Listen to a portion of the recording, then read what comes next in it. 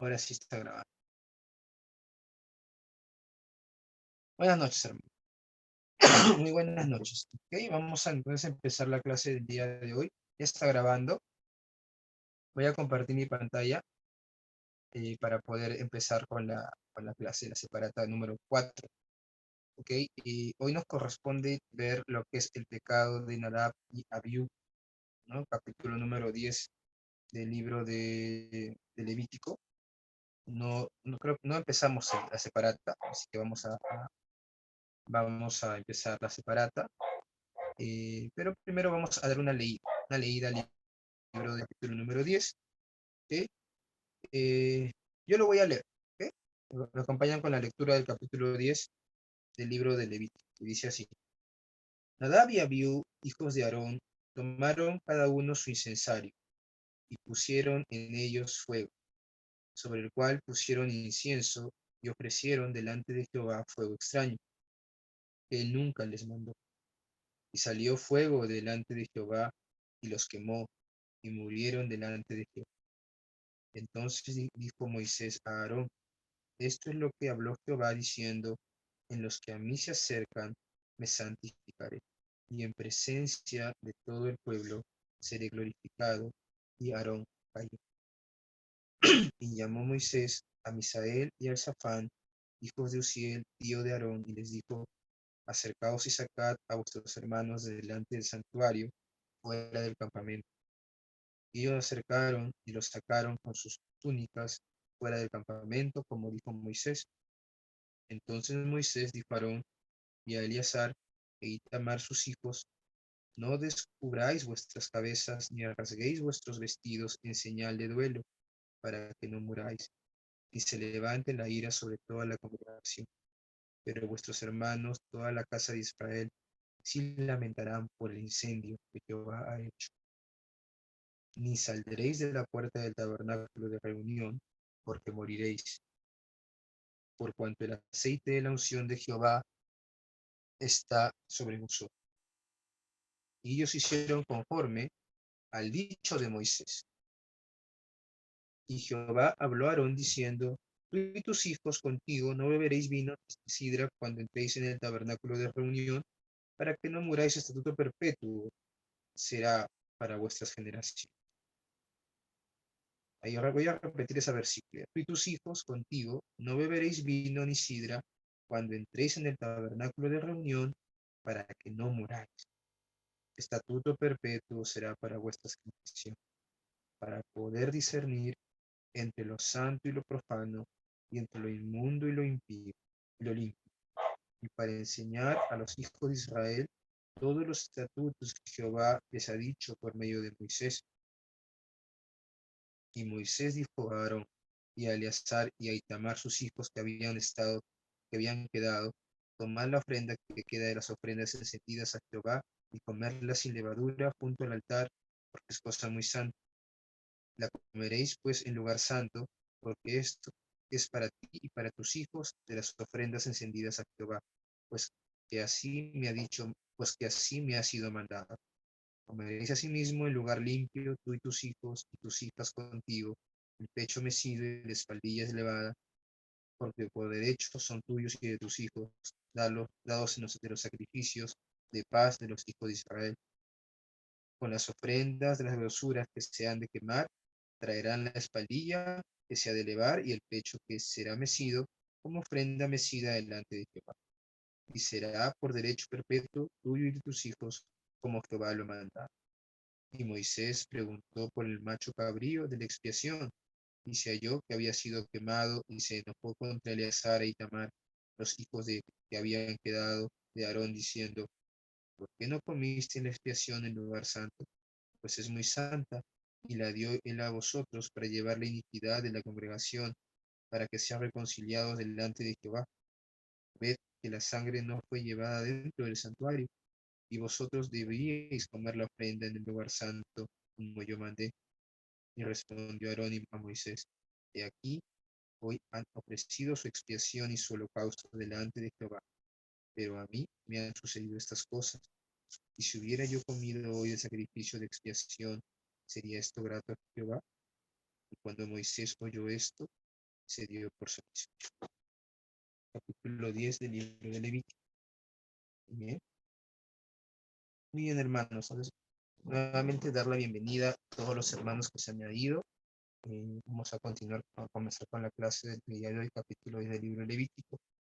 Vemos aquí, hermanos, un evento muy conocido en el Antiguo Testamento, ¿no? Este evento es conocido, ¿no? La muerte de los hijos de Aarón, ¿no? Nadab y Abiú, ¿no? Y creo que hay enseñanzas para nuestras vidas. De hecho, pues todo lo que ha sido escrito, dice el apóstol Pablo, ha sido escrito para nuestra enseñanza, a fin de que por la paciencia y por la consolación de las escrituras tengamos esperanza. También para corregirnos, para enseñarnos cómo es Dios. Y en este pasaje en particular, Dios nuevamente nos recuerda que Él es santo. Nuevamente nos recuerda, nos llama la atención de que Él es el personaje principal, de que Él es el más importante, ¿no? De que la labor que realizaban los sacerdotes era para Dios, ¿no? Y en ese sentido tenía que hacerse tal como Dios lo había establecido. ¿Okay? Entonces vamos a completar la separata para poder ir explicando algunas cosas mientras vamos leyendo. ¿Okay? Muy bien, vamos a agrandar aquí. Dice así: Nadab y Abiú eran hijos de Aarón, hermano de... Ahí completamos, creo que todos podemos responder ahí esa parte. ¿Aarón de quién hermano? De María y de Moisés. De María. Moisés, pongamos, ¿no? Porque ahí está chiquito, hermano de Moisés. Aarón era hermano de Moisés, eso quiere decir que Nadab y Abiú eran sobrinos de Moisés, ¿verdad? Eran la familia, eran sobrinos de Moisés. En Éxodo 24:9 se nos describe que ellos estuvieron presentes junto a Moisés, a Aarón y los 70 ancianos cuando se estableció el pacto en el monte Sinaí, Sí. ¿no? Sinaí, y Dios se les manifestó. Eso quiere decir que Nadab y Abiú estuvieron, o sea, fueron, digámoslo así, testigos de cómo Dios se manifestaba, ¿no? Al pueblo. Ellos estuvieron presentes también en este momento tan importante en el cual se inauguró el pacto con la sangre, hablando del pacto mosaico, en Éxodo 24:8-10. Si nosotros leemos Éxodo 24:8-10, ahí se nos menciona en esos versículos, Éxodo 24, versículo 8-10, específicamente en el versículo 9. Vamos a leer del 8. El 8 dice: Entonces Moisés tomó la sangre y roció sobre el pueblo y dijo: He aquí la sangre del pacto, ¿no?, que Jehová ha hecho con vosotros sobre todas estas cosas. Y subieron Moisés y Aarón, Nadab y Abiú. Ahí están, ¿verdad? Ahí están Nadab y Abiú. Subieron Moisés y Aarón, Nadab y Abiú, y 70 de los ancianos de Israel, y vieron al Dios de Israel. Y había debajo de sus pies como un embaldosado de zafiro, semejante al cielo cuando está sereno. Mas no extendió su mano sobre los principios de los hijos de Israel, y vieron a Dios, y comieron y bebieron. Ahora, hermanos, ¿qué fue lo que ellos exactamente vieron aquí? No les voy a poder responder ello porque nosotros sabemos que la Biblia dice que nadie jamás ha visto a Dios, ¿verdad? Que no hay hombre que vea a Dios y viva. Es más, ¿no? La Biblia nos menciona en otros pasajes que Moisés vio las espaldas de Dios. Cuando la Biblia habla de que Dios veía a Dios cara a cara, hace referencia a la comunión profunda que tenía con él. Moisés escuchaba audiblemente la voz de Dios, ¿no? También algunos estudiosos van a hacer referencia a que cada vez que se manifestaba el Dios en el Antiguo Testamento de manera corporal, que era lo que se conoce como una teofanía, en realidad se estaba haciendo referencia a la segunda persona de la Trinidad, o sea, el Señor Jesucristo. Es otro tema. Pero bueno, este pasaje, lo que podemos entender es que Aarón, Moisés Nadab y Abiú estuvieron presentes en ese evento tan importante y tan especial en el cual Dios se manifestó de una manera muy particular, ¿no? De una manera muy particular. Entonces vemos que todo esto también, mejor dicho, Nadab y Abiú estuvieron presentes. Eso es importante recalcar porque eso precisamente, como hemos mencionado anteriormente, es que ellos tenían una gran responsabilidad, ¿no? Habían escuchado la voz de Dios, habían, ¿cómo se llama? Eh, visto la manifestación de Dios, habían sido escogidos por Dios para ser sus sacerdotes, ¿no? Entonces vemos que tenían una responsabilidad, ¿no? Como sacerdotes, como hijos de Aarón, ¿no? Y eran parte de del liderazgo del pueblo de Israel, ¿verdad? Por otro lado, Dios había dado instrucciones acerca de cómo debía llevarse a cabo el culto y la utilización de cada uno de los instrumentos que formaban parte del santuario. En Éxodo 30 se nos describe al altar del incienso, ¿verdad? Al altar del incienso, ahí completamos. Y cómo debía ser utilizado, acá, perdón, cómo debía ser utilizado por los sacerdotes, ¿no? Cómo debía, hay un error ahí, cómo debía ser utilizado por los sacerdotes según el mandato de Dios. Si nosotros leemos Éxodo 30, que no lo vamos a leer, pero ahí encontramos algunos puntos específicos, algunos, digamos así, indicaciones de parte de Dios de cómo debía ser utilizado el altar del incienso. ¿Por qué es importante hablar del altar del incienso? Porque vemos precisamente que Nadab y Abiú ofrecieron un fuego extraño sobre el altar del incienso. Fue por eso que se manifestó Dios se manifestó la presencia de Dios y ellos mueren, ¿no? Ellos mueren. Entonces vemos, eh, por ejemplo, en Éxodo 36, se nos va a decir que sería puesto delante del velo. O sea, el altar del incienso está ubicado delante del velo. Nosotros ya más o menos podemos tener ahora, ya hemos visto varias veces el gráfico del tabernáculo de reunión. Vamos a ponerlo nuevamente, acá lo tengo, para que podamos visualizar a qué nos estamos refiriendo cuando hablamos del altar del incienso, ¿verdad? Un segundo, para que de todas maneras siempre es importante poder tener un gráfico. Entonces, el altar del incienso está.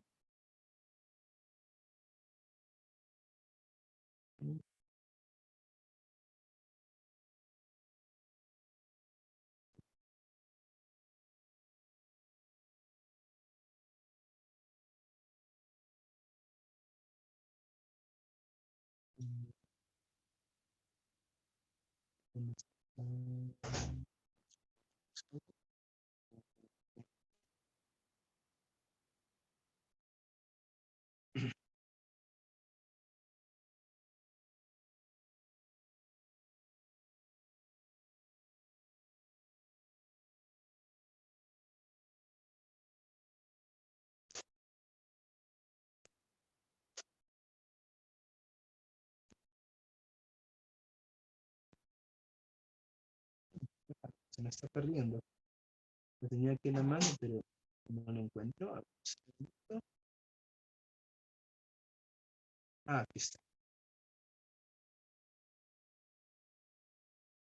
Ya. Este es el tabernáculo de reunión, ¿no? Nosotros sabemos que el tabernáculo de reunión estaba dividido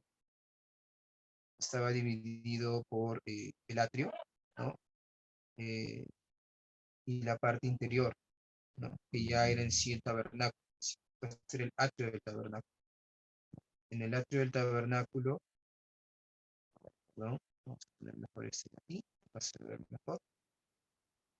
En el atrio del tabernáculo habían algunos artefactos, algunos instrumentos, pero en la parte interior del tabernáculo de reunión se encontraban, eh, habían dos partes, habían dos, digámoslo así, dos compartimentos. Uno que era el lugar santísimo y el lugar santo, ¿verdad? En el lugar santo solamente ingresaban los sacerdotes, ¿no? y en el lugar santísimo solamente podía ingresar el sumo sacerdote una vez al año, y Moisés también ingresaba cada vez que Dios le hablaba para escuchar la voz de Dios. Eh, y encontramos en este lugar santísimo el candelabro, la mesa de panes, y es el altar del incienso, ¿no? El altar del incienso. Sobre este altar, los sacerdotes tenían que, valga la redundancia, quemar el incienso aromático, ¿no? El cual subía, ¿no? Como olor fragante, ¿no? Ponían los panes, encendían el candelabro, esto lo hacían de manera constante, tal como lo había ordenado en el libro también de Levítico, ¿no? Entonces vemos que aquí fue donde aquí fue donde Dios da especificaciones de cómo debía ser utilizado cada uno de estos instrumentos, ¿no? Por los sacerdotes, ¿no? Y en cuanto al altar del incienso, primero Dios va a decir que tenía que ser puesto delante del velo, ¿no? Pues hoy completamos delante del velo.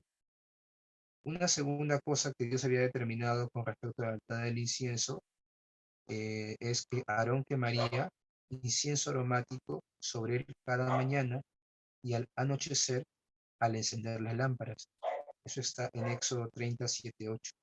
Aarón quemaría incienso aromático sobre él cada mañana y al anochecer al encender las lámparas, ¿no? Algunos mencionan que esto es una figura de la oración, de la oración que debes hacer. Algunos mencionan, ¿no? Porque en la Biblia el incienso aromático es una figura, ¿no? De la oración que se eleva a Dios con olor fragante, ¿no? Y nos habla de alguna manera de la importancia de poder mantenernos en la oración durante tanto al despertarnos como al acostarnos. Algunos quieren tomar esa figura. Es permitible porque sabemos que necesitamos orar, ¿no? Y creo que en la gran mayoría de casos todos oramos al levantarnos y también al acostarnos, ¿no?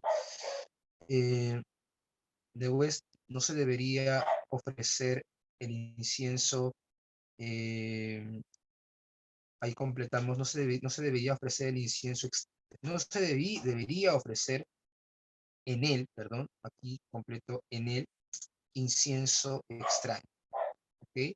En el incienso extraño. Ni holocausto, ni ofrenda, ni se derramaría libación sobre Éxodo 39. Eso era algo específico, o sea, era uno de los mandatos de Dios de cómo debía ser utilizado este altar del incienso. Y esto era conocido por los sacerdotes, porque ellos tenían que hacerlo tal cual Dios había determinado, ¿no? No se debía ofrecer en él incienso extraño, ni holocausto, o sea, no se debía derramar sangre sobre él, ¿verdad? Porque sabemos que el holocausto había derramamiento de sangre y se consumía el animal, ni ofrenda, ningún tipo de ofrenda. Recordemos que solamente se ponía la sangre sobre este altar, en los cuernos del altar, cuando se trataba de la expiación de la culpa de todo el pueblo o de el sumo sacerdote cuando había el sacrificio de la culpa, o perdón, el sacrificio del hierro, que hemos visto la semana pasada, antepasada. Dios mismo lo había establecido, ¿no? Que ahí sí se ponía la sangre sobre los cuernos del altar, cuando el pecado era del sumo sacerdote o cuando el pecado había sido cometido, ¿no? También por todo el pueblo, ¿no? Pero fuera de ello, no estaba permitido que se quemase sobre él ni incienso extraño, ni holocausto, ni ofrenda, ni libación, ¿no? Libación era como una especie podía derramarse sobre el altar vino, ¿no? O también se derramaba a veces leche, era como una especie también ya de ofrenda, una libación, se derramaba también. Tampoco se permitía ello, ¿no? Sobre sus cuernos, otra cosa que se menciona en el versículo 10 de Éxodo dice, sobre sus cuernos el sumo sacerdote pondría la sangre de sacrificio por el pecado para expiación en el gran día de la expiación, lo cual se hacía una vez al año, como dice Éxodo 30, ¿no? Ahí también.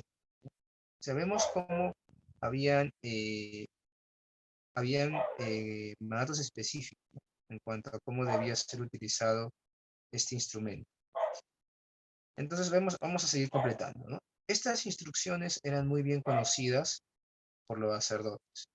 Sin embargo, vemos en el capítulo 10 del libro de Levítico que Nadab y Abiú tomaron cada uno su incensario, pusieron en ellos fuego sobre el cual pusieron incienso y ofrecieron delante de Jehová fuego extraño, lo cual no había sido ordenado, como dice Levítico 10:1, ¿no? Ahí hemos leído y se menciona que ellos hicieron esto, ¿no? Entonces vamos a seguir con esta parte y le voy a pedir a la hermana para que nos apoye con la lectura. Hermana Luz, ¿nos puede guiar con la lectura de esta parte que está sombreada? Vamos ¿Cómo no, completando. hermano? ¿Cómo no? Se nos menciona en el verso 2 que salió fuego de delante de Dios y los quemó, y murieron delante de Jehová. El fuego en la Biblia, en este contexto, es un símbolo Juicio, del juicio. juicio, juicio de Dios, juicio El de Dios. autor de Hebreos nos menciona. Así Ujú. que, recibiendo nosotros Disculpe, sí, un sigue. reino inconmovible, tengamos gratitud y mediante ella sirvamos a Dios agrandándole con temor y reverencia, porque nuestro Dios es fuego consumidor. Hebreos 12:28. En Sí, un estas, segundo. Un segundito ahí, un segundito. Solo quiero bajar aquí un poquito para que no se nos vaya a pasar. ¿Dónde estamos ahorita? Estamos aquí. Sí, está bien.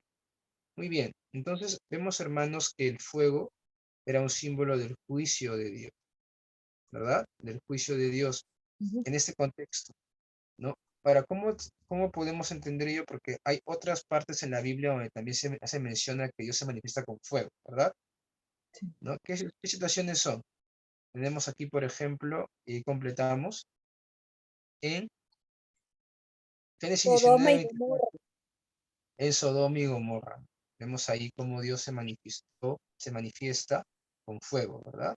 Cae sobre estas ciudades y las consume, ¿no? También vemos esto en los siervos de Ocosías cuando vienen a capturar a Elías. No sé si recuerdan ese pasaje en Segunda de Reyes cuando Elías está en el monte y de pronto vienen los siervos de este rey Ocosías y quieren llevárselo, quieren capturarlo. Y de pronto Elías ora a Dios, cae fuego del cielo y los consume, ¿no? Viene un segundo batallón y nuevamente pasa lo mismo. Viene un tercer batallón y el que dirige este batallón se acerca a Elías con temor, ¿no? Y con reverencia a Dios. Y Dios le dice a Elías, síguelo, no tengas temor, no tengas temor de seguirlo a él, ¿no? Entonces vemos cómo se manifiesta, ¿no? En el Antiguo Testamento a través también del fuego, este juicio de parte de Dios. Vemos también en segunda de Pedro 3:10, en el tercer punto, completamos ahí el juicio de Dios en los tiempos finales. El juicio de Dios en los tiempos finales. En segunda de Pedro 3:10. A ver, ¿alguien que pueda leer segunda de Pedro 3:10? Nos puede apoyar con la lectura de eh, hermana Angélica. Segunda de Pedro 3:10 nos puede apoyar con la lectura. y en el punto 2 quiere, hermano, era los... Los siervos de Ocosías. Gracias. Los siervos de Ocosías. ¿Mm? Que venían a capturar a Elías. Y en el 1 era en Sodoma y Gomorra, ¿verdad? Y en el tercer punto, el juicio de Dios en los tiempos finales. Dice segunda de Pedro 3:10.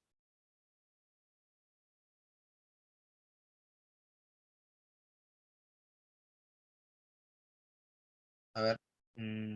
Hermana Lili Manrique, ¿lo podría leer? Segunda de Pedro 3:10.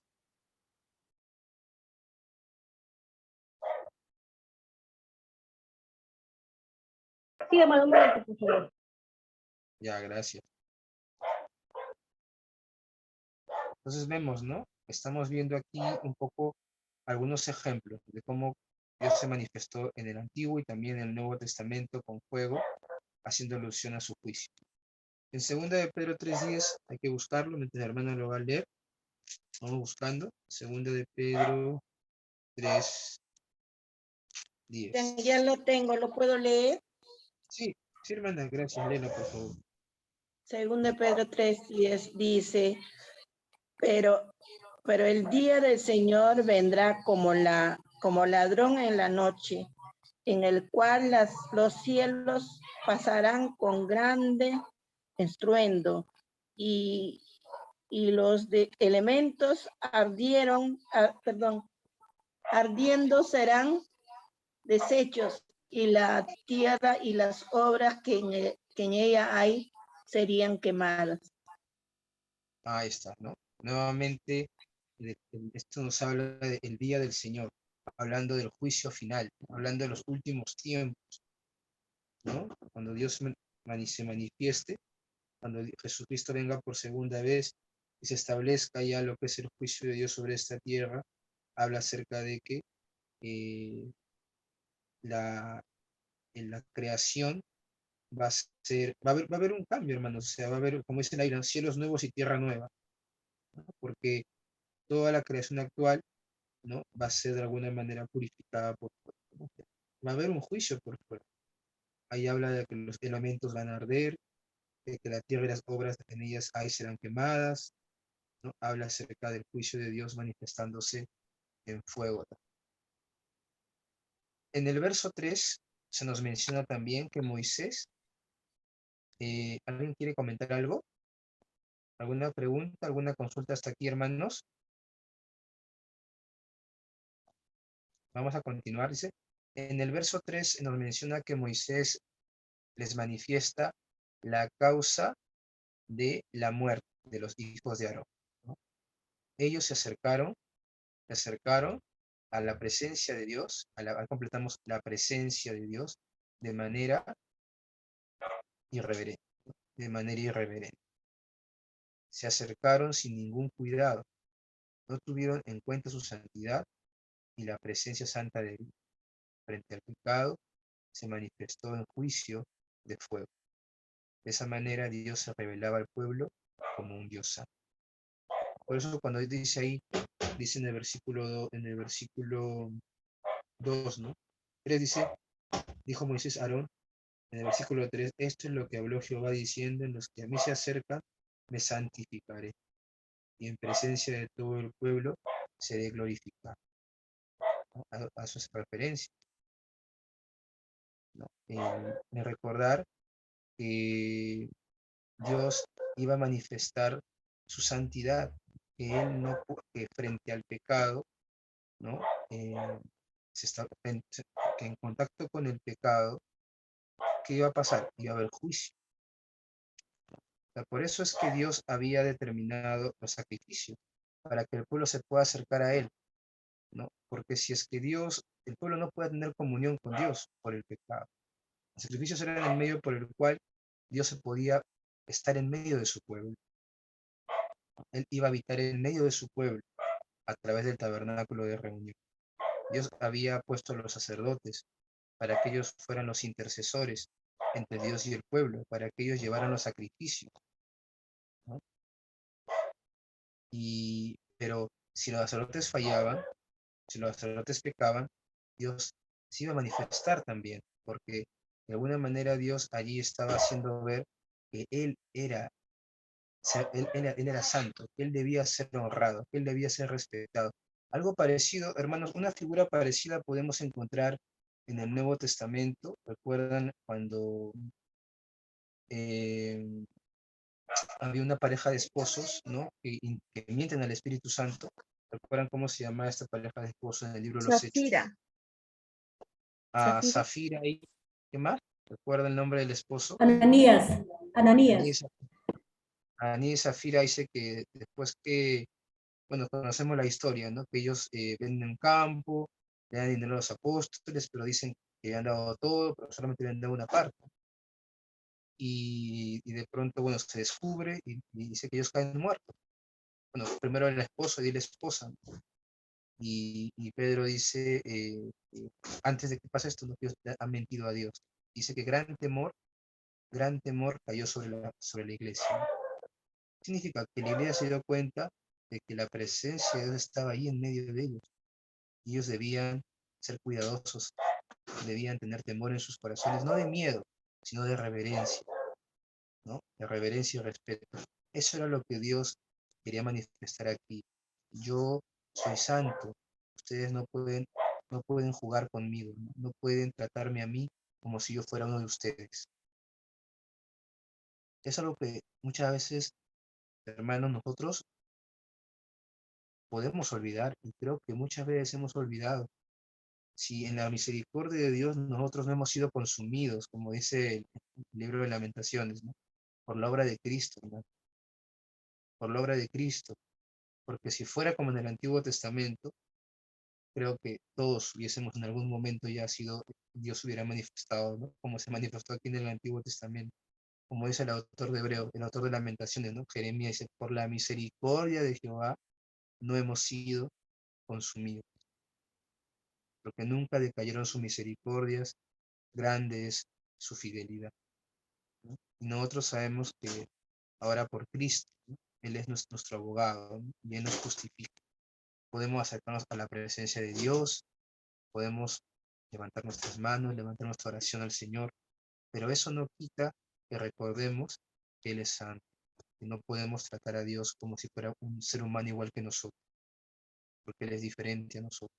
Debemos darnos con reverencia, ¿no? Eso era lo que Dios quería enseñarles al pueblo. Y a través, lamentablemente, de este triste episodio, porque no es que es un episodio bonito o alegre, ¿no? Pero a través de este episodio, de esta experiencia, de este suceso trágico, Dios también está enseñando a su pueblo, ¿no? Dice, se revelaba al pueblo como un Dios santo. ¿Alguien quiere mencionar algo? No sé, por ahí vi un micrófono encendido, ¿no? Okay. Dice, al cual debían temer y honrar. Ahora, no se refiere tanto a un miedo de terror, sino a un temor de reverencia al considerado santuario.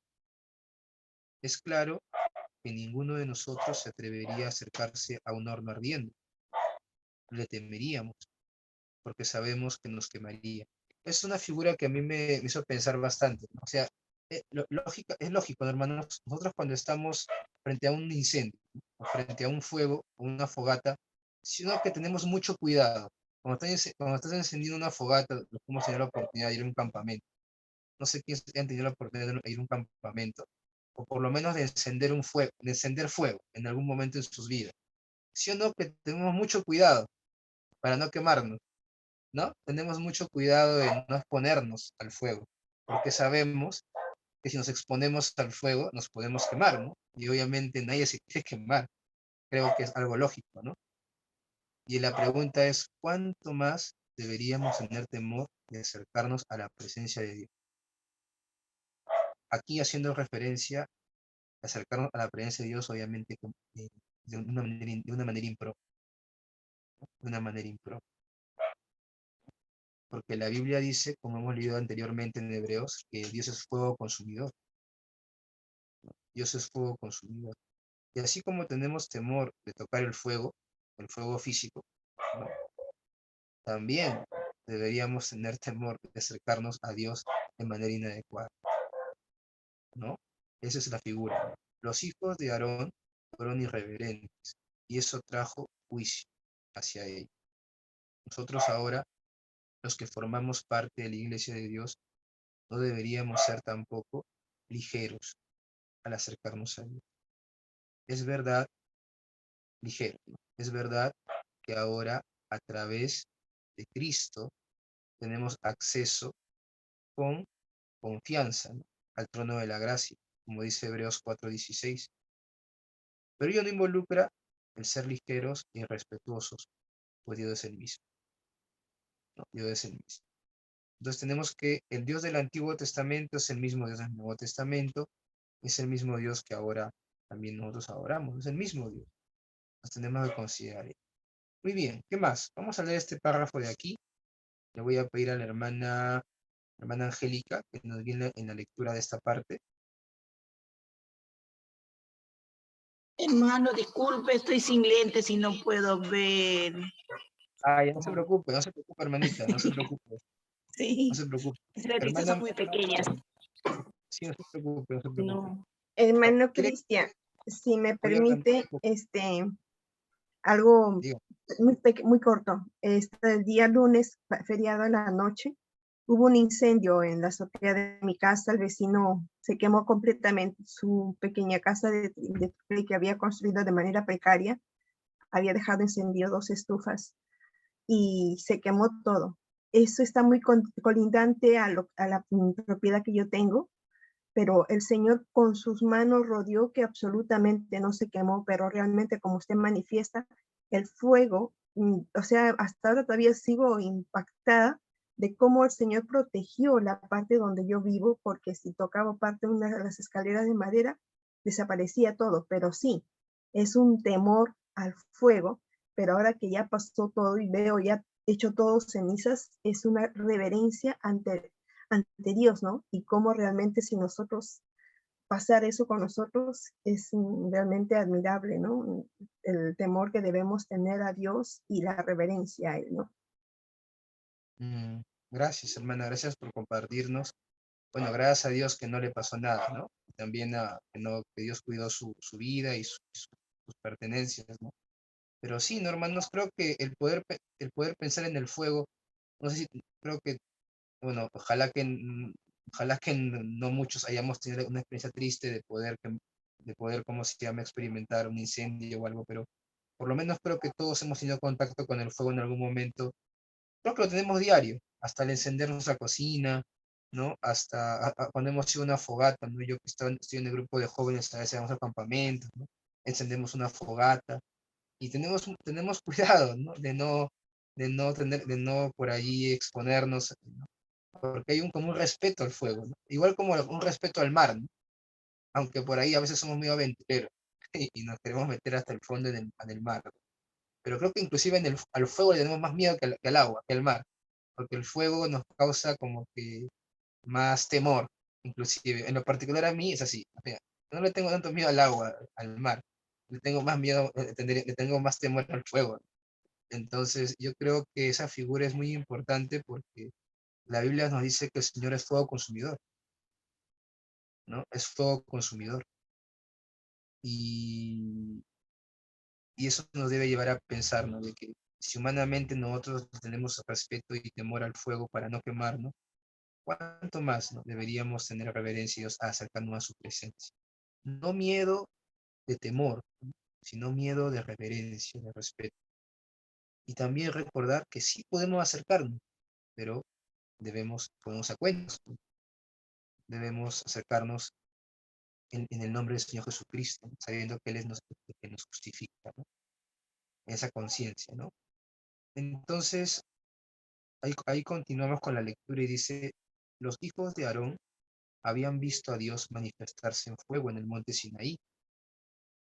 Es algo muy interesante, ¿no? Los hijos de Aarón habían visto a Dios manifestarse en fuego en el monte Sinaí. Dios mismo les había dicho. Ahí vemos en el Éxodo capítulo 19, versículo 12 y versículo 22. Ahí menciona el texto, guardaos, no subáis al monte ni toquéis sus límites, cualquiera que toque el monte deberá morir, de seguro morirá.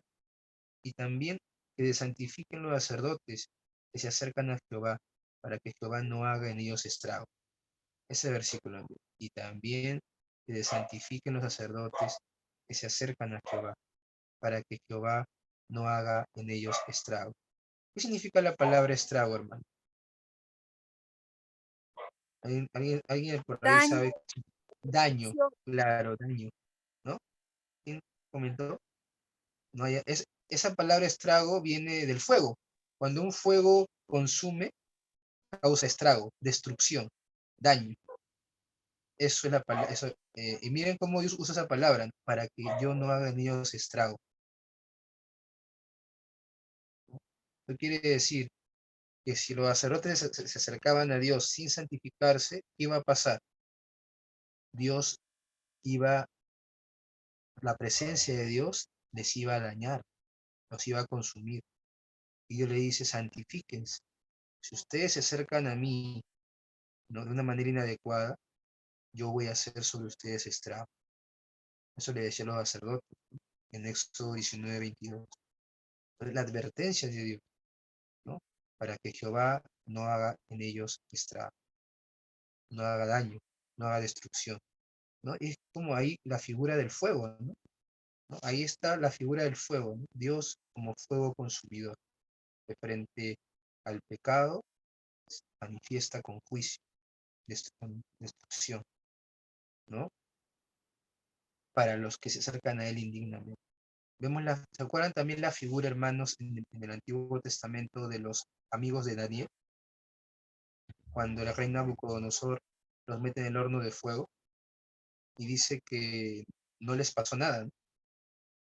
Dios los guardó, pero a los sirvientes de Nabucodonosor, ¿no?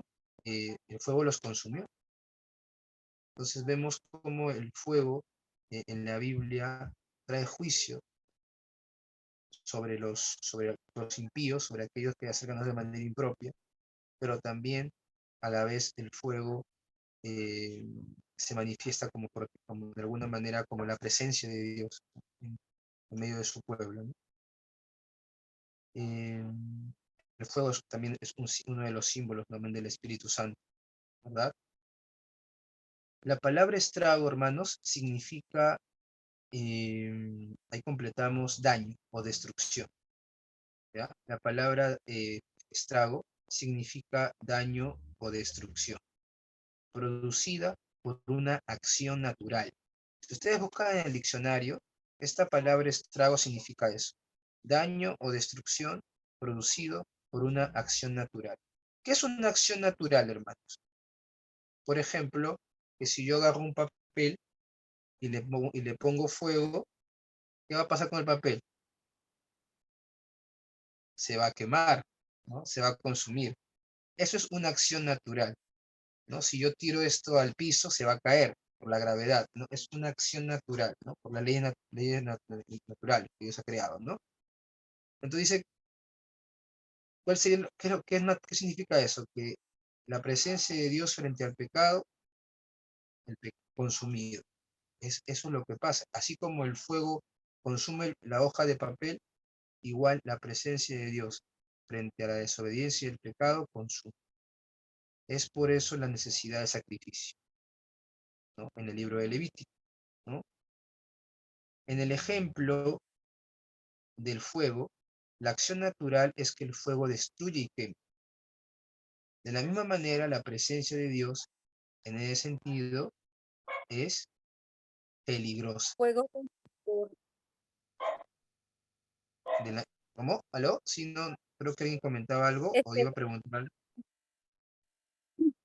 yo puse, hermano, que es fuego consumidor para los pecadores, ¿no? Ah, ya, no, claro, la palabra estrago significa daño o destrucción, porque ese es el significado en el diccionario, ¿no? Ok, hermana, pero No, no hay problema. en la segunda. En la segunda puse que es fuego consumidor. Ah, acá en esta parte. Ajá. Ah, ya, ya, pero no, ahí sería, mire, en ese sentido puede poner fuego consumidor, aunque el punto aquí era peligroso, es peligroso para los pecadores, pero puede poner fuego consumidor, ¿ah? También no le quita el sentido al texto. Es fuego consumidor para los pecadores, es peligrosa porque la presencia de Dios, como dijo, en el sentido de que si nos acercamos a ella con irreverencia, podemos ser afectados. En el Antiguo Testamento era así. En el Nuevo Testamento, hermanos, ya Dios no se manifiesta de esa manera, o sea, no nos vamos a quemar, ¿no? No lo vemos en el Nuevo Testamento de esa manera. Vemos la experiencia de Aní y Zafira, ¿no? Sí, que ellos mueren, pero sí el apóstol Pablo nos habla, y aquí podríamos recordar un poco, de que debemos ser cuidadosos cuando nos acerquemos a la presencia de Dios, ¿no? Porque aún inclusive puede haber juicio, en el sentido de repente de enfermedad, en el sentido de repente de cuando, por ejemplo, tomamos la cena también dignamente. Pablo habla acerca de que muchos duermen y a muchos están enfermos por tomar la cena indignamente. Entonces habla de que de alguna manera, cuando nosotros nos acercamos a la presencia de Dios de manera inadecuada, impropia, y creo que si lo hacemos de manera reiterativa, sin considerar a Dios, porque también obviamente nos podemos arrepentir, podemos corregir, ¿no? Pero si lo hacemos de manera reiterativa, sin considerar a Dios, ¿no? Eso sí puede obviamente manifestarse en un juicio de Dios hacia nosotros. No un juicio de condenación, pero sí un juicio en el sentido de, de disciplina, ¿no? Hacia nuestras vidas, ¿no? Entonces, eso tenemos que considerar. Es peligrosa para los pecadores, nos consume, nos fulmina. Pero si frente a la presencia de Dios nos arrodillamos y suplicamos su gracia, alcanzaremos misericordia a través de la obra de Cristo, como dice Lucas 5, 8, 9. Entonces, ahí vemos el contraste entre el acercarse a Dios de manera impropia, pero acercarnos a Dios de una manera adecuada, ¿no? Con reverencia, con súplica, ¿no? Y alcanzaremos misericordia si nos acercamos de esa manera. Continuamos, dice, Moisés ordena que saquen los cuerpos de Nadab y Abiú fuera del campamento y recuerda a Aarón y a sus hijos que no debían raparse la cabeza ni rasgarse los vestidos, manifestando de esa manera su dolor, ahí completamos, su dolor y su duelo. Esta parte a veces puede confundir un poco, ¿no? Porque era como que, ¿qué es lo que había pasado, no? Sus hermanos habían muerto Nadab y Abiú, o sea, eran sus parientes cercanos, y no se les va a permitir ni a Aarón, que es su papá, ni a sus hermanos, que eran los sacerdotes, hacer duelo, ni siquiera llorar por ellos. ¿Por qué? Es más, dicen, tampoco podían salir del campamento, si no morirían. Eso puede parecer medio raro, ¿no? Porque era como que si Dios les dijera no pueden hacer duelo por ellos.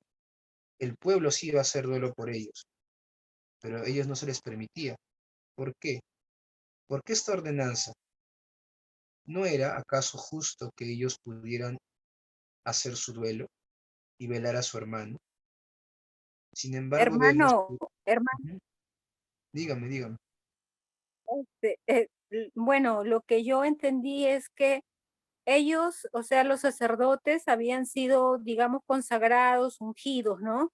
Entonces ellos Ujú, no podían salir, me imagino, porque se iban a contaminar y como Dios es santo, entonces podía haber, ujú, digamos, otro ujú. acontecimiento, ¿no? Fatal. Y Claro, esa es una de las razones, ¿no? Por las que ellos no podían salir. Y claro. supongo que también el hecho de que no podían llorar, me imagino, al menos ahí, era como que no estás de acuerdo con la voluntad de Dios, algo así, ¿no? Es lo que pienso, ¿no? Gracias, hermano. Ujú. Ok, hermana, gracias por la participación. Sí, el mismo texto lo va a mencionar. Ahorita justo vamos a leer, vamos a responder esa pregunta. Porque se nos puede pasar por la cabeza, ¿no? Cuando leemos este pasaje, ¿no? ¿Por qué Dios no les permite a los sacerdotes? Y una de las cosas que usted ha mencionado que es uno de los motivos es que los sacerdotes no podían tocar muertos, no pueden tener contacto con muertos porque se contaminaban. Eso es una de las leyes para los sacerdotes. Los sacerdotes que habían sido ungidos por Dios y estaban en ese tiempo dentro del tabernáculo no podían tener contacto con muertos ni con cosas inmundas, porque era parte de lo que los podía contaminar. Y si hacían ellos eso, iban a morir. Estaba establecido así. Ahí vamos a completar y vamos a ir explicando un poquito. ¿Por qué esta ordenanza? ¿No era acaso justo que ellos pudieran hacer su duelo y velar a su hermano? Sin embargo, vemos que Dios había dado una ordenanza con respecto a los días de purificación de los sacerdotes. Ahí creo que es purificación, si mal no recuerdo. Perdón, días de consagración de los sacerdotes, de consagración de los sacerdotes. Ellos deberían mantenerse al interior del tabernáculo por 7 días y 7 noches. Eso está en Levítico 7, del Levítico 8, del 35. Si nosotros leemos ese pasaje, vamos a leerlo porque ahí está clarito. Levítico 8, versículo 33 al 35. A ver, alguien que lo pueda leer.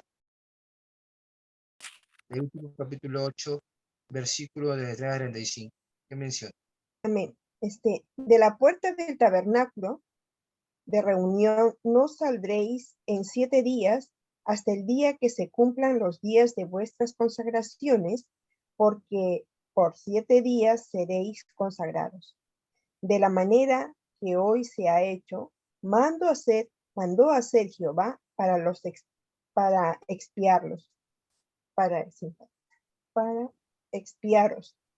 A la puerta, pues, del tabernáculo de reunión estaréis día y noche por 7 días, y guardaréis la ordenanza delante de Jehová, para que no muráis, porque así me ha dicho, así me ha sido mandado. Y Aarón y sus hijos hicieron las cosas que mandó Jehová por medio de Moisés. Ahí está, ¿ven? Ahí está el mandato específico para los sacerdotes.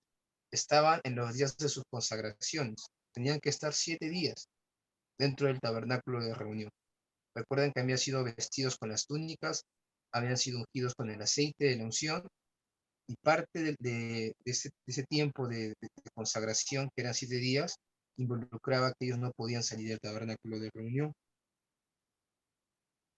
¿Ok? Entonces, vemos ahí. Esto es lo que se hace mención en el capítulo número 10 que estamos leyendo. Esto nos enseña que la palabra de Dios y sus mandamientos u ordenanzas, sus mandatos, sus mandamientos, están por encima del hombre y de nuestras circunstancias. Y aún emociones.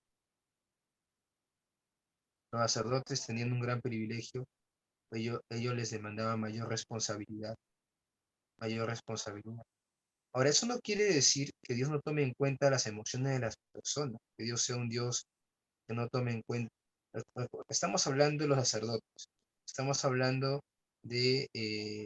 digámoslo así, de un mandato específico que Dios había determinado para los sacerdotes. Ellos no debían salir durante este tiempo del tabernáculo de reunión. ¿Por qué? Porque la presencia de Dios estaba sobre ellos, a través del aceite de la unción. Allí así estaban en sus días de consagración a Dios. Si ellos salían ¿qué es lo que pasaba si ellos salían del tabernáculo de reunión? Se contaminaban con el pueblo. El pueblo pecador, el pueblo de repente por ahí que se había contaminado con algo, había tocado un muerto, no podían tocar moro tampoco, se contaminaban. ¿Y qué pasaba? Si la presencia de Dios que estaba sobre ellos tenía contacto con el pecado del pueblo, ¿qué iba a pasar? Iban a morir. Eso era lo que iba a pasar. Entonces, ¿Dios qué les dice? No es que es un castigo, Dios les está advirtiendo, mi presencia está sobre ustedes, por favor, no salgan. Si ustedes salen, van a morir. ¿Por qué van a morir? Porque mi presencia está sobre ustedes. Si tienen contacto con algo muerto, con algo inmundo, con algún pecado del pueblo, si tienen contacto con algo pecaminoso que esté fuera del tabernáculo de reunión, van a morir, porque mi presencia está sobre ustedes. ¿Se dan cuenta? Ese es el sentido. Es una advertencia de Dios que les da en amor hacia ellos, para cuidarlos. Es para cuidarlos. No, es doloroso, obviamente, sí, porque no van a poder llorar a sus hermanos, no van a poder acercarse a sus parientes, no. Pero si ustedes salen, van a morir también. Y yo no quiero que ustedes mueran. Suficiente ya con que hayan muerto sus hermanos. Suficiente ya con que haya muerto Anaya vivo. Ya que no haya más muertos, ¿no? Entonces, eso es lo que Dios les está diciendo. Y es por eso también que Dios en el versículo 8 en adelante les va a decir, les va a dar la advertencia de que cuando se acerquen a la presencia de Dios los sacerdotes no se acerquen embriagados, no se acerquen habiendo tomado bebidas que puedan embotar sus sentidos. Algunos comentaristas, y hasta lo he visto en alguna película, la Biblia no lo dice, hermanos, ¿ya? Pero podemos de repente sacarse las conclusiones considerando el versículo 8. Algunos mencionan que probablemente Nadab y Abiú estaban borrachos, estaban ebrios, o sea, habían tomado, se habían embriagado, y por eso es que ellos cometen este acto, porque habían perdido el sentido un poco y de las cosas, y hacen esto. Ustedes saben que cuando un hombre está ebrio, generalmente actúa de una manera inadecuada, ¿no? Entonces, es probable, algunos dicen probablemente pasó eso. Por eso es que Dios les va a advertir en el versículo 8 de que no, ahorita lo vamos a ir a ese punto, ¿no? De que no acerquen ebrio. Ahora, ¿acaso Dios es indiferente a nuestro dolor? Claro que no. Dios no es indiferente a ello. Pero una muestra del amor de Dios precisamente hacia ellos era ahí completamos, era la advertencia de Moisés, la advertencia de Moisés. Dios nos muestra su amor no tanto por lo cómodo que nos puede hacer sentir, lo que nos dice, sino porque ello nos librará de la muerte. Eso también es algo que debemos recordar. Muchas veces la palabra de Dios no nos va a hacer sentir cómodos, hermano. Muchas veces el mandato de Dios va a ir en contra de lo que sentimos, porque muchas veces lo que sentimos no está acorde a la voluntad de Dios. Muchas veces lo que sentimos no le agrada a Dios, es nuestra carne, ¿no? Pero Dios, su palabra, es como martillo que quebranta la piedra, ¿no? Y tiene la facultad también de librarnos, ¿no?, de la muerte, de las consecuencias del pecado, ¿no? Entonces es así. Dios muchas veces nos habla y muchas veces lo que nos dice a veces no nos gusta, pero es para nuestro bien, ¿no? Ahora, en el verso 8 al 11, Dios habla a Aarón y le dice, a ver, voy a pedir a alguien que lea este versículo. Vamos a ver a una hermana que me apoye, a la hermana Exaltación Rodríguez. Veo al hermano con la cámara encendida. Hermano, ¿nos puede leer esta parte que es subrayado? Sí, hermano. Gracias. Tú y tus hijos contigo. No beberéis vino ni sidra cuando entréis en el tabernáculo de reunión para que no muráis. Estatuto perpetuo será para nuestras generaciones, para poder discernir y lo profano y entre el mundo y lo limpio, y para enseñar a los hijos de Israel todos que Jehová les ha dicho por medio de Moisés. Levítico 10, del 9 al 11. Ajá. Entonces vemos, gracias hermano, vemos en ese texto, vamos a completar, ¿no? Algunos mencionan que probablemente Nadab y Abiú se habían emborrachado, se habían embriagado, y por ello hicieron lo que hicieron. Sea así o no, Dios sabe que la embriaguez le embota los sentidos y hace perder, ahí completamos la palabra, hace perder el juicio, ¿ok? Hace perder el juicio. Efesios 5:18. ¿No? Ahí ese versículo lo conocemos, ¿no? No embriaguéis con vino donde hay disolución, antes bien, sed llenos del Espíritu Santo. Efesios 5:18, ¿no? No os embriaguéis con vino donde hay disolución, donde hay conflicto. Nosotros, no sé, han tenido la oportunidad de ver, hermano, en las noticias, ¿no?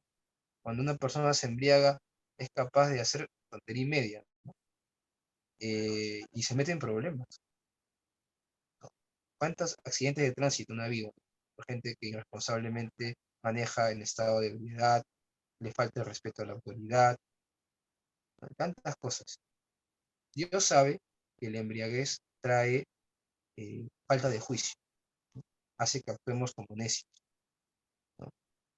Frente a ello, él advierte a los sacerdotes a que no se acercaran a él en ese estado. ¿Ok? Así dice el texto, ¿no? Ellos debían reconocer y saber que cuando se acercaban al tabernáculo, ¿no?, al tabernáculo, ¿sí?, a servir, era para Dios y delante de Dios. No se acercaban a cualquier persona. Y esa misma advertencia es para nosotros. Cuando nos acercamos a Dios, no debemos hacerlo como si Él fuera igual a nosotros o como si se tratara de cualquier persona, sino debemos hacerlo con temor y reverencia. Muy bien. Entonces vemos cómo Dios les dice a ellos, ¿no? No os embriaguéis con vino. No te acerques, no beberás vino ni sidra cuando entres al tabernáculo. Es un mandato que le da Dios a los sacerdotes a partir de este evento. Por eso es interesante, ¿no? Porque a partir de este evento Dios le dice esto. Por eso es que algunos mencionan que probablemente Nadab y Abiú se acercaron así. Se acercaron habiendo tomado. Y por eso es que hacen esto, ¿no? Y ofrecen este fuego extraño. Ok, muy bien. Vamos a culminar esta parte, leyendo esta parte de aquí. Y estamos culminando esta parte. Le voy a pedir, hermano, usted mismo, hermana Saltación, ¿puede guiarnos para la lectura?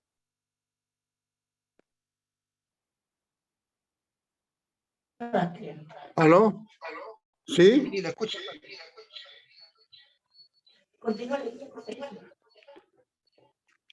Los sacerdotes debían saber diferenciar ello.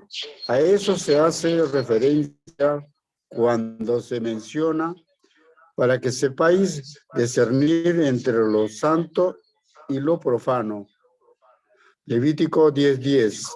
Es decir, saber diferenciar entre lo que agrada y no le agrada a Dios. En otra versión se menciona entre lo sagrado y lo común. El Dios a quienes se acerquen a la obra que realizaban y serán común, si no, A ver ahí, no se preocupe, a ver hermano, no se preocupe hermano, creo que es muy chiquita la letra, ¿verdad? No se preocupe, yo voy a, sí, hermano. no se preocupe, no se preocupe. Voy a completar aquí yo. El Dios a quienes se acercaban y la obra que realizaban no era común. O sea, ¿qué significa? El Dios que ellos servían no era un Dios más, no era el Dios de los egipcios, no era el Dios de los amorreos, era el único Dios, el verdadero y único Dios. Y lo que hacían no era común. La tarea que ellos realizaban no era una tarea común. ¿Por qué? Porque era una tarea para Dios. Y al ser para Dios, hacía esa tarea sagrada. Por eso esta otra versión dice entre lo sagrado y común. Tenían Común. que entender que la tarea que ellos estaban realizando era para Dios. Y como era para Dios, era sagrada. Y no podían hacerlo de cualquier manera. La tarea, el Dios al cual adoraban, no era común. Y la tarea a la cual realizaban ellos tampoco era común, porque era para Dios, ¿no? Entonces, el Dios a quien se acercaban y la obra que realizaban no era común, sino, ahí completamos, sagrada, sagrada, y debían hacerla conscientes de ella. De esa manera, el sacerdote podría enseñar a sus hermanos a acercarse de manera correcta a Dios y enseñarles sus mandatos. Enseñarles sus mandatos. Y es una enseñanza para nosotros, hermanos, para todos nosotros. Es una enseñanza. ¿Cuál es la enseñanza, hermanos? Que no podemos, ¿qué dice aquí? Para enseñar a los hijos de Israel todos los estatutos que Jehová les ha mandado, ¿no? Todos nosotros somos enseñados, hermanos, pero también somos llamados a poder enseñar a otros. Todos nosotros somos enseñados, todos recibimos enseñanza de nuestros pastores, de nuestros líderes, ¿no? Pero también, de alguna manera, compartimos lo que aprendemos con otras personas, ¿verdad? Entonces, ¿cuál es el mandato aquí? Para poder enseñar correctamente qué era lo que teníamos que hacer, tenemos que diferenciar entre lo que le agrada a Dios y lo que no le agrada a Dios. O sea, tenemos que en nuestras vidas, ¿no? Y nuestro servicio al Señor, poder ser reverentes, ¿no? Y ser cuidadosos al momento de acercarnos a la presencia de Dios para servir. Debemos acercarnos a la presencia de Dios en el momento que servimos al Señor con reverencia, poniéndonos a cuentas con Dios, ¿no? Habiendo pedido perdón por nuestros pecados, ¿no? Y con la actitud correcta. debemos acercarnos a servir al Señor de esa manera, hermano, ¿no? Ponernos a cuentas con el Señor, porque no somos perfectos. Aquí nadie es perfecto. Aquí nadie nunca no es alguien que nunca se equivoque, que nunca peque, porque la Biblia dice que todos somos pecadores, todos fallamos. El punto es, hermanos, que el texto nos enseña que debemos entender que Dios no es cualquier Dios. Sabemos que es el único Dios, pero en el Antiguo Testamento era ese el contexto. No es cualquier Dios. No es el Dios de los egipcios. No es el Dios de los amorreos. No. Es el único Dios, el que los ha sacado de Egipto, ¿no? El que ha abierto el mar rojo, el que ha manifestado su presencia en el monte Sinaí con fuego, ¿no? Y la tarea que están realizando no es cualquier tarea, porque es para él, ¿no? Y es algo que también nosotros debemos recordar. En lo que hagamos, hermanos, en lo que nos toque servir a cada uno, debemos recordar que lo que hacemos no es cualquier cosa porque es para él. Y hacer para Dios es diferente, es importante y debemos hacerlo con reverencia, ¿no? Muy bien, hermanos. Vamos a dejarlo ahí. Vamos a dejarlo allí. Hemos culminado esta clase de esta separata. La próxima semana ya vamos a ir un poquito más rápido y vamos ya a tocar lo que es animales impuros. Y vamos a ver un poquito más acerca de detalles de animales impuros, cuerpos impuros, y algunos detalles más acerca de la ley, ¿no? De la ley del libro de Levítico. ¿Ok? Entonces, muy bien. ¿Alguna pregunta, hermanos? ¿Algún comentario con respecto a lo que hemos tocado hoy día? ¿O de repente alguna duda con sus exposiciones o los grupos? ¿Hay alguna pregunta? Sí, hermano, respecto a, a los grupos y a la exposición, ¿cómo va a ser en sí la exposición? Me parece que somos grupo de 4, me parece. Todos Allá. exponemos en qué consiste todo eso, por favor. Me gustaría que me explique un poquito más. Ya. Miren, yo voy a ver, un ratito, voy a compartir rápidamente y lo voy a enviar nuevamente, pues creo que a algunos se les ha podido borrar. Yo les envié este PDF. A ver, un segundito. Aquí está el curso de Levítico. Tareas, ¿no? Aquí está. Ya, aquí está. Recordemos que tenemos, a ver, voy a agrandar un poquito. Tenemos 3 tareas. Una es la lectura del libro de Levítico, ¿no? Leer el libro de Levítico, ¿no? Y ahí yo les he entregado un Word, un PDF un PDF donde está, que sencillamente tienen que contestar si han leído todo o no. Nada más, sí o no. Después, en ese mismo Word, que les voy a volver a enviar, está un pequeño cuestionario, ¿no? De 25 preguntas, Sí, de ¿cierto? 25 preguntas Ya. que la van contestando con el mismo libro. Mientras van leyendo el libro, se va contestando las preguntas, ¿no? De la lectura. Si hay alguna duda, igual me pueden escribir, ¿ah? Pero sí las preguntas están en la lectura. Son 25, ¿no? ¿Ya? La entrega de esto era para el 14, es para el 14 de noviembre, o sea, de un mes, de acá a un mes, ¿no? Y en las exposiciones también van a ser más o menos para esa fecha, porque los hemos retrasado, ¿no? Un poco por los feriados, por los lapsos que han habido. La exposición, hermanos, eran 8 grupos, ¿verdad? 8 grupos, tenemos aquí perdón, son 7 grupos nomás, porque yo bajé un grupo, ¿verdad? Tengo entendido que son 7 grupos nomás. Son 7 grupos, pero yo le he bajado a uno, este ya no se va a dar, el 8 ya no se va a dar. Tenemos 7 grupos, y hermanos, la exposición dura 15 a 20 minutos, como máximo. ¿Qué es lo que tienen que hacer? Pónganse de acuerdo, o sea, no es necesario que los 4 expongan, puede exponer una persona o 2 personas si desean, y se pueden poner de acuerdo, ¿no? De repente uno envía información un poco, otro hace el PPT, el PDF. Ahora, miren, el PDF es una herramienta para si ustedes quieren utilizar, ¿ya? Si no la desean utilizar, tampoco les voy a obligar a ellos, o sea, no les voy a complicar. Lo que quiero es que puedan de repente, lo pueden exponer con un Word, de repente con su Word que han hecho. Si pueden hacer un PPT, genial. Si no lo pueden hacer, hermanos, porque no tienen la facilidad, no, se hagan- no hay problema, pero sencillamente es que puedan compartirnos un poco lo que han aprendido de esa fiesta, o sea, la aplicación personal. Yo les envío algún material, un material para que ustedes, un material pequeño, algunos materiales para que ustedes puedan un poquito leer ahí. Y la idea es que de cada fiesta, de cada festividad, ustedes saquen una enseñanza también personal para sus vidas. Y expliquen un poco en qué consistía la fiesta, ¿no? Qué se celebraba, cuándo se celebraba, ¿no? Un poquito los detalles de la fiesta y también la aplicación para nuestras vidas actuales. Básicamente es ello. 15, máximo 20 minutos. Máximo, ¿ah? Porque 15 creo que estaría, ¿ok? Porque tampoco es mucho mucho detalle. ¿Ok? ¿Queda claro esa parte? Sí, ¿es solamente exposición o también entregamos el trabajo de esa fiesta? Exposición y me pueden entregar su Word y si es en y si es en PPT también.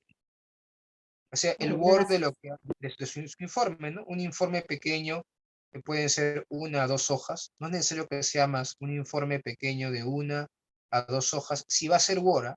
Si no va a ser Word, solamente entréguenme su PPT. No hay ningún problema. No es necesario que hagan un informe. Solamente hagan su PPT y me entregan el PPT que han presentado ese día, ¿no? Nada más. Muchas gracias. Muy bien. Creo que sería todo. Voy a cerrar me estaba olvidando de apagar la grabación.